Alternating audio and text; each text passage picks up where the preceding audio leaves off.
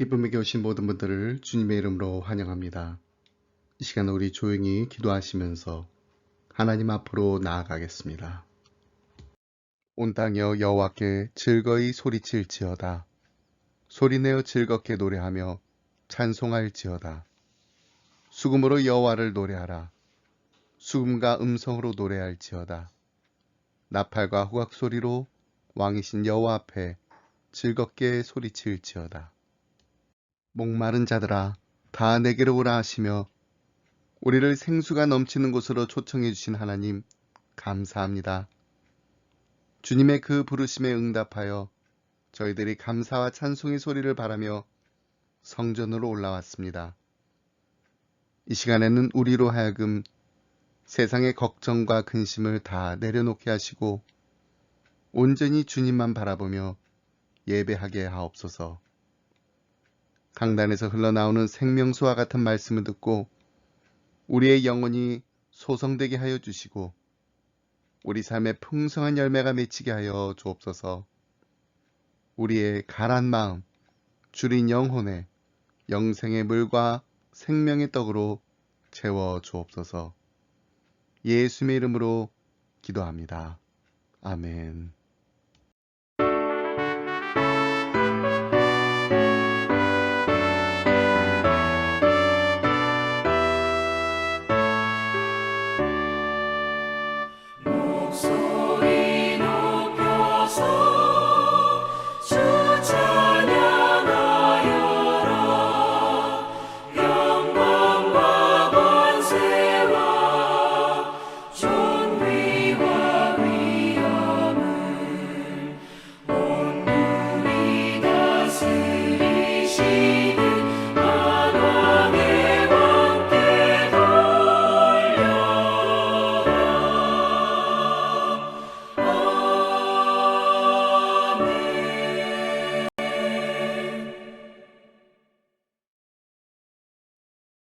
사도신경으로 우리의 신앙 함께 고백하겠습니다. 나는 전능하신 아버지 하나님, 천지의 창조주를 믿습니다. 나는 그의 유일하신 아들, 우리 주 예수 그리스도를 믿습니다. 그는 성령으로 잉태되어 동정녀 마리에게서 나시고 본디어 빌라도의 고난을 받아 십자가에 못 박혀 죽으시고 장사된 지 사흘 만에 죽은 자 가운데서 다시 살아나셨으며 하늘에 오르시어 전능하신 아버지 하나님 우편에 앉아 계시다가 거기로부터 살아있는 자와 죽은 자를 심판하러 오십니다. 나는 성령을 믿으며 거룩한 공교회와 성도의 교제와 죄를 용서받는 것과 몸의 부활과 영생을 믿습니다. 아멘.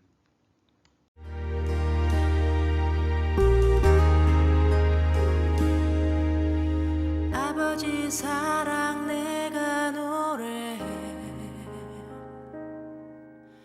아버지 은혜 내가 노래해 그 사랑 변함없으신 거짓 없으신 성실하신 그 사랑 사랑할 때 꺾지 않으시는 꺼져가는 등불 끄지 않는 그 사랑 변함없으신 거짓 없으신 성실하신 그 사랑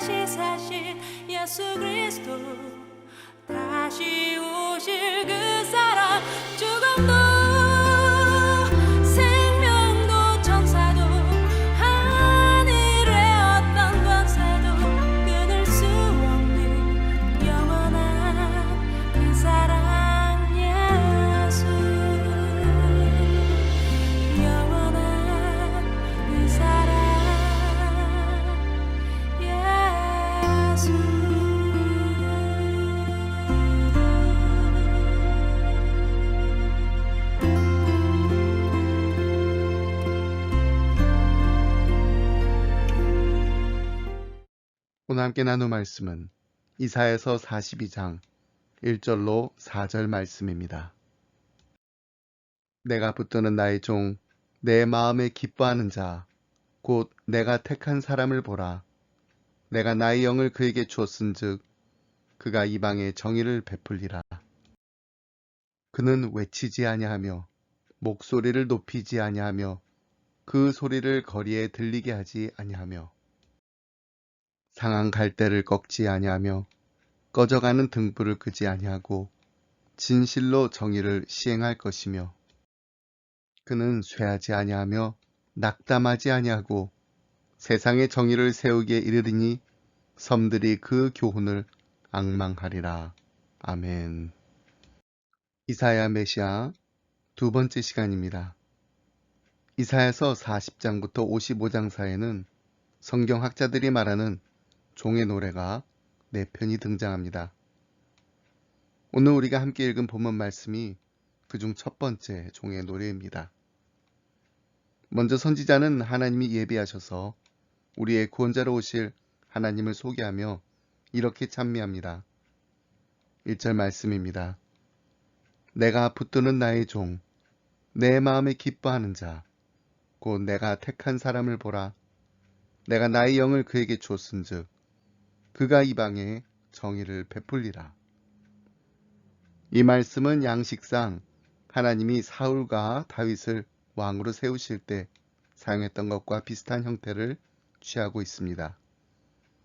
하나님이 왕을 세우실 때는 다음과 같은 공통점이 있습니다. 먼저 여호와가 세우십니다. 흔히 보라라는 말로 시작됩니다.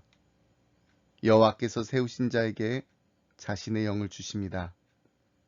평범한 능력이 아니라 하나님의 신이 그에게 주어진 것입니다. 정의를 세우는 것이 왕의 사명입니다. 이사야는 메시아가 하나님의 종이 이방의 공의를 베풀기 위해 선택받았다는 것을 찬미하고 있습니다. 그렇다면 종이 열방에 베풀어야 할 공의란 무엇인가요? 먼저 오늘 본문에서 공의는 열방과 연결되어 있습니다. 그리고 41장과 42장 후반부에서 우상에 대해 언급하면서 이 말이 나오는데, 이는 이방 사람들이 신으로 숭배하는 것들은 결코 신이 아니라고 밝히는 것이 바로 이 공의를 이행하는 것이라는 점을 시사합니다. 그러므로 하나님의 말씀을 세상에 선포함으로써 여호와만이 유일한 하나님이라는 것을 선포하는 것이 바로 이 공의를 베푸는 것입니다. 하나님에 대해 알지 못하는 자들에게 참 하나님을 전하여 그들로 하여금 더 이상 거짓 신들에게 넘어가지 않도록 하는 것이 공의를 행하는 일입니다. 또한 그들에게 이스라엘 하나님 여호와를 자신들의 신으로 섬길 수 있도록 기회를 주는 것이 바로 공의를 행하는 일입니다. 근데 이 공의를 행하는 하나님의 종이 어떤 분인가요? 첫 번째, 겸손하신 분입니다. 2절 말씀 함께 보겠습니다. 그는 외치지 아니하며 목소리를 높이지 아니하며 그 소리를 거리에 들리게 하지 아니하며. 이 말씀에 묘사된 메시아의 성품은 한마디로 겸손함이라고 할 수 있습니다. 우리는 흔히 사회 정의를 위해 일하는 사람은 거리를 행진하며 목소리를 드높이는 이들이라고 생각합니다. 그러나 성경의 메시아는 그런 분이 아니십니다. 그분은 목소리를 높이지 않으셨습니다.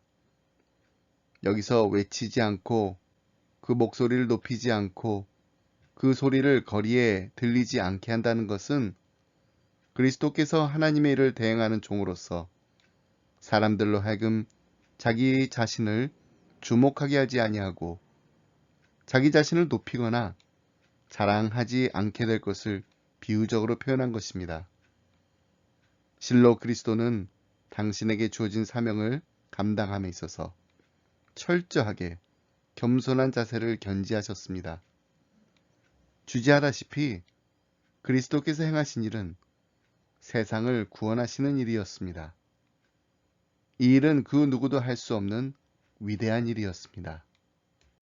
그러나 예수님께서는 이 위대한 일을 하시면서도 사람들의 관심을 끌어 영웅이 되고자 목소리를 높이지 않으셨습니다.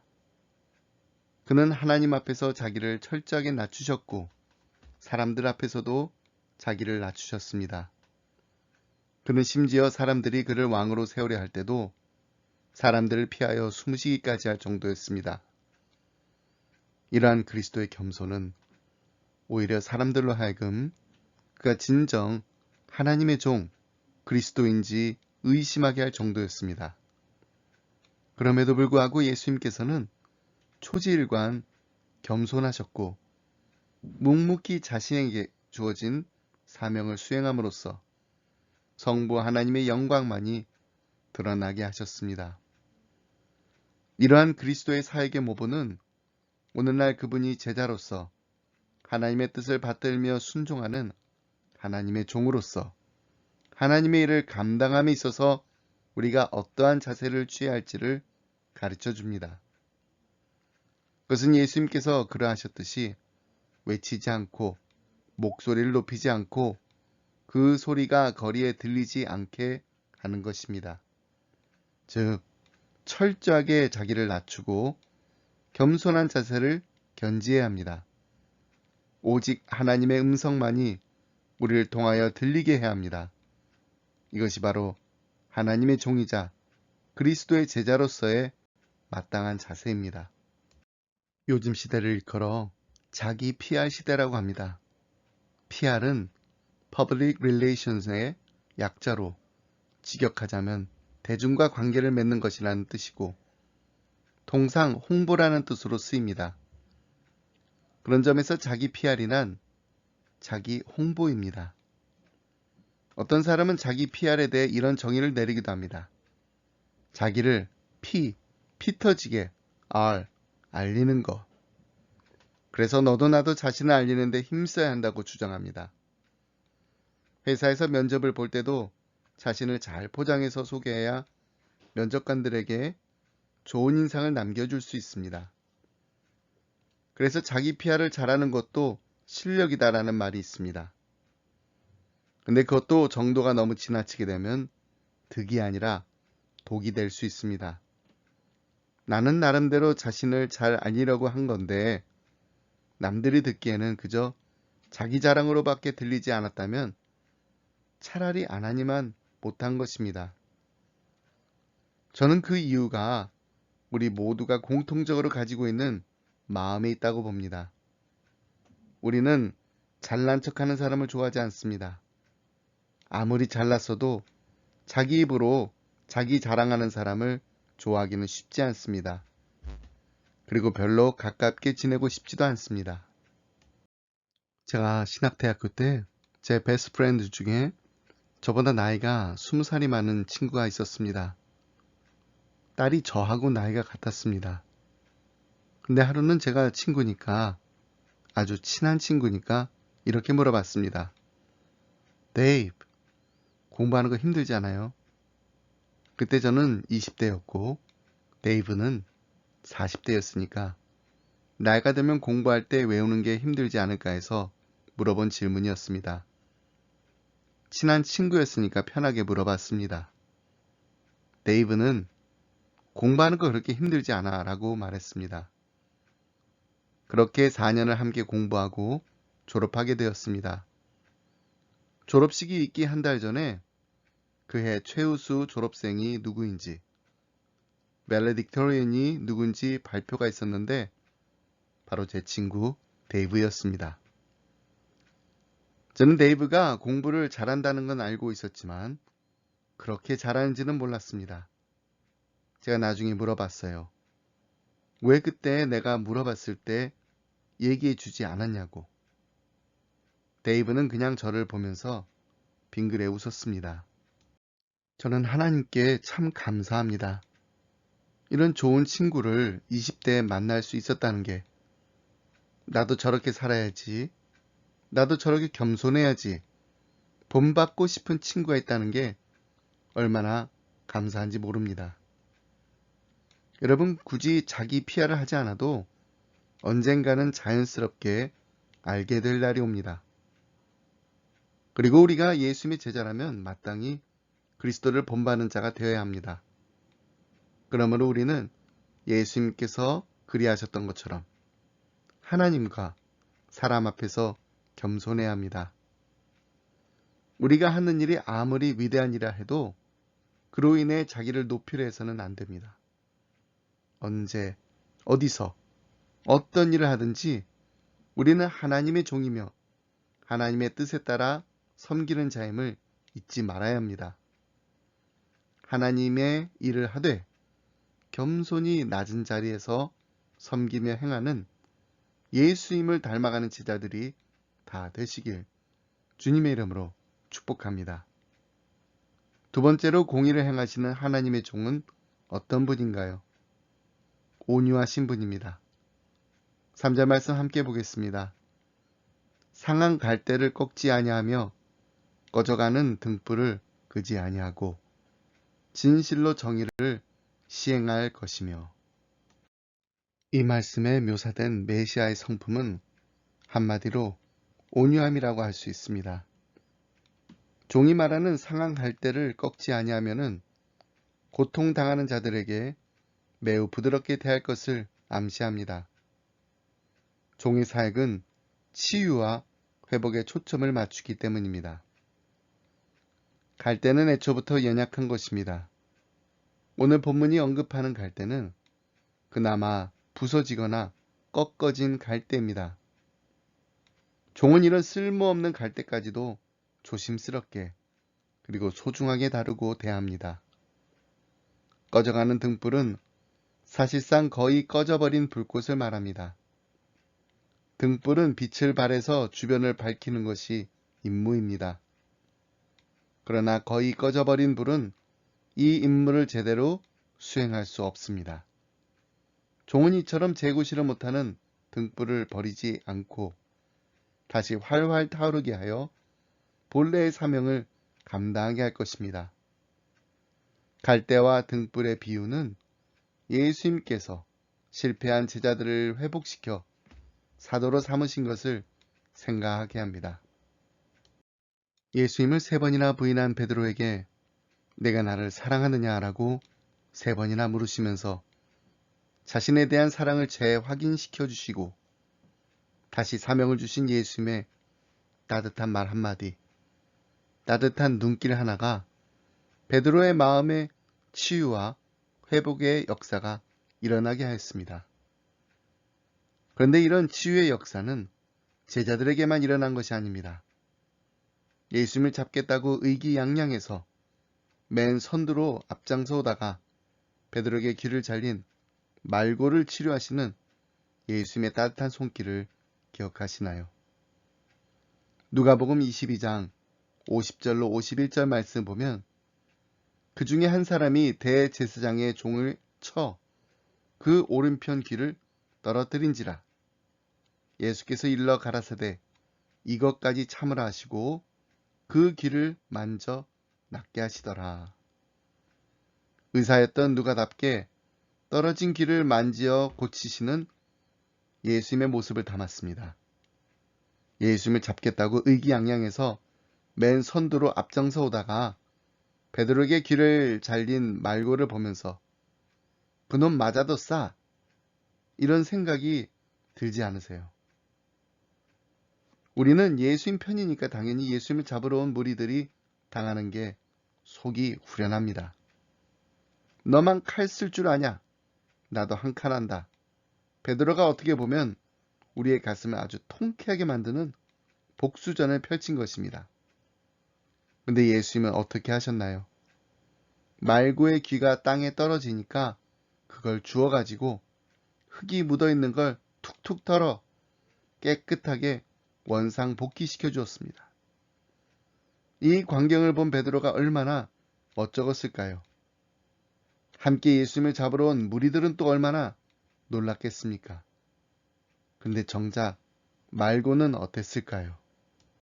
대제사장의 종으로 이번 기회에 한번 큰 공을 세워봐야겠다. 이런 생각으로 앞장서서 달려왔을 거예요. 설마니 베드로가 첫 번째 하인, 두 번째 하인 지나가고 나서 그 뒤에 오는 세 번째 하인을 베지는 않았을 겁니다. 다른 사람들도 놀랐겠지만 지금 말고는 다른 무엇보다도 자신의 떨어진 길을 치료해 주시는 예수님의 따뜻한 손길에 놀랐을 것입니다. 감히 무례하게도 예수님께 손을 대어 함부로 잡았던 그가 이제는 아무 소리도 내지 못하고 예수님께서 치료해 주시는 대로 가만히 있을 수밖에 없습니다. 이처럼 예수님께서 보이신 온유함은 싸움에서는 저주므로써 사람을 이기는 따뜻한 배려가 있습니다. 그리고 그 온유함은 내게 상처를 준 사람의 상처까지도 치료하고 회복시켜주는 능력이 있습니다. 여러분, 우리에게 상처를 준 사람들을 선하게 대하는 것뿐만 아니라 그 사람들이 잘 회복될 수 있도록 도와줘야 하는데, 그러기 위해서는 온유함으로, 온유한 마음으로 섬겨야 합니다. 갈라디아서 6장 1절 말씀 보면 형제들아, 사람이 만일 무슨 범죄한 일이 드러나거든 신령한 너희는 온유한 심령으로 그러한 자를 바로 잡고라고 했습니다. 여기서 범죄는 우리가 생각하는 의도적인 범죄를 뜻하는 것이 아닙니다. 이 말씀에서 사용된 범죄는 영어로 범죄를 뜻하는 crime이나 sin이 아니라 fault로 번역됩니다. 그러니까 어떤 결함이나 결점이라는 뜻입니다. 근데 이 범죄한 사실이 드러났다고 합니다. 여기서 드러났다는 것은 범죄를 저지르다가 현장에서 들켰다는 뜻보다는 지금 궁지에 빠져서 헤어나지 못하는 것을 다른 사람들이 보게 되었다라는 말입니다. 다시 말하면 어떤 사람이 지금 누군가 도와주지 않으면 혼자 힘으로 빠져나올 수 없는 그런 결함이나 결점이 주위에 있는 사람들에게 알려지게 되었다라는 거예요. 근데 그 주위에 있는 사람이 바로 여러분이라면은 어떻게 도와주시겠습니까? 신령한 너희는 온유한 심령으로 그러한 자를 바로 잡으라. 신령한 너희는, 다시 말해서 성령 충만한 너희가 온유한 마음으로 바로 잡을 수 있도록 도와주라는 것입니다.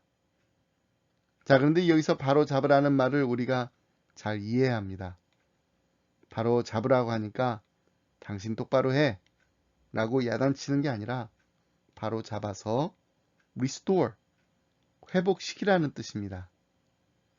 이 단어가 원어로는 본래 두 가지 경우에 사용되었다고 합니다. 첫 번째, 접골되었을 때 어긋난 뼈를 바르게 맞출 때 우리의 몸이 회복되고 육체의 기능을 정상으로 발휘할 수 있습니다. 두 번째, 어부들이 터진 그물을 깁는 것을 바로 잡는다라는 단어로 표현했다고 해요. 제대로 물고기를 잡을 수 있도록 그물의 기능이 회복되는 것, 바로 잡고의 본래 뜻입니다. 그러니까 우리가 어긋나고 찢어진 것을 바로 잡아 원상 회복할 수 있도록 도와주려면 정죄하지 말고 잘 회복될 수 있도록 온유함으로 대해야 한다는 결론을 내릴 수 있습니다. 이것이 바로 온유한 메시아로 오신 예수님께서 우리에게 보여주신 온유함입니다. 따뜻한 배려입니다. 이제 주님의 제자된 우리도 이 마음을 본받아 우리 이웃들의 아픔과 상처를 회복시키는 회복자로서 귀하게 쓰임받게 되시길 주님의 이름으로 축복합니다. 말씀했습니다. 영어에 이런 말이 있습니다. 고리로 연결된 쇠사슬은 가장 약한 고리만큼 강하다. A chain is as strong as the weakest link. 한 공동체의 강한 정도는 가장 연약한 멤버의 강한 정도와 같다라는 것입니다. 가장 약한 지체가 얼마나 건강하고 강한지가 그 공동체의 강도와 같다라는 말입니다. 그러므로 이제 상한 갈대와 같았던, 꺼져가는 등불과 같았던 우리 인생의 유일한 소망이 되시는 예수님을 먼저 만나 온전히 치료받고 회복된 우리가 해야 할 것이 있습니다.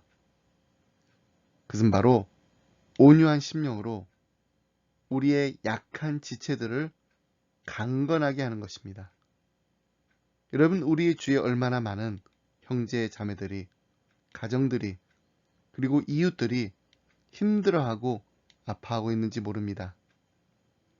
이들에게 예수님의 따뜻한 사랑의 손길을 내미는 예수님의 제자들이 되시길 바랍니다.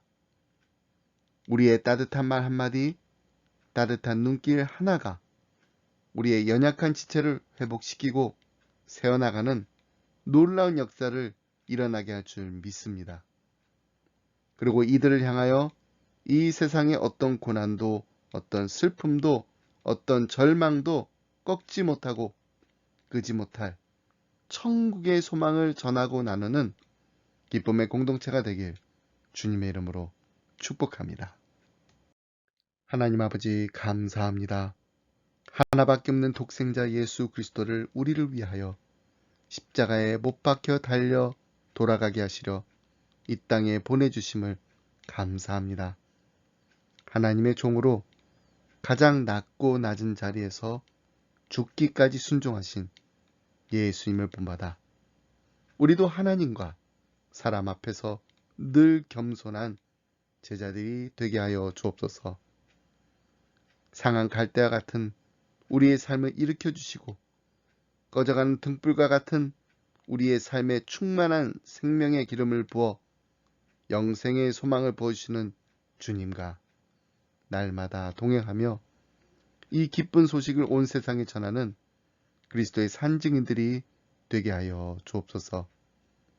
우리의 사랑하는 자녀들이 인생의 수많은 고난과 슬픔과 절망 속에서도 이들을 치유하고 회복하게 하시는 예수님이 항상 함께 하신다는 사실을 굳게 믿는 믿음의 자녀들이 되게 하여 주옵소서.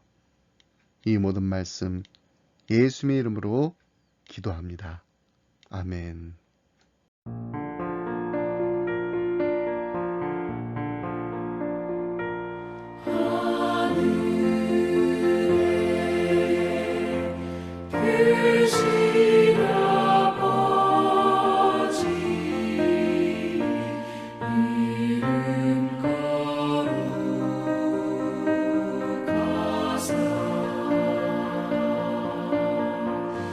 주님 나라 일하시고 뜻이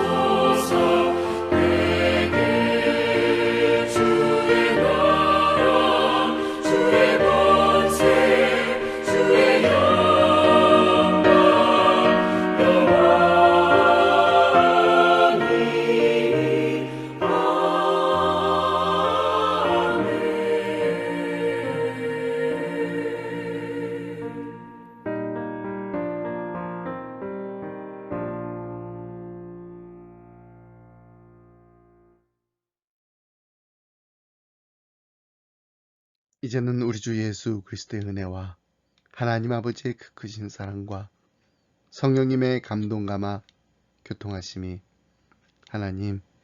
하나님의 종으로서 주님의 마음을 본받는 자가 되길 원합니다. 예수님처럼 겸손하게 하여 주옵소서. 예수님처럼 온유한 마음을 갖게 하여 주시옵소서.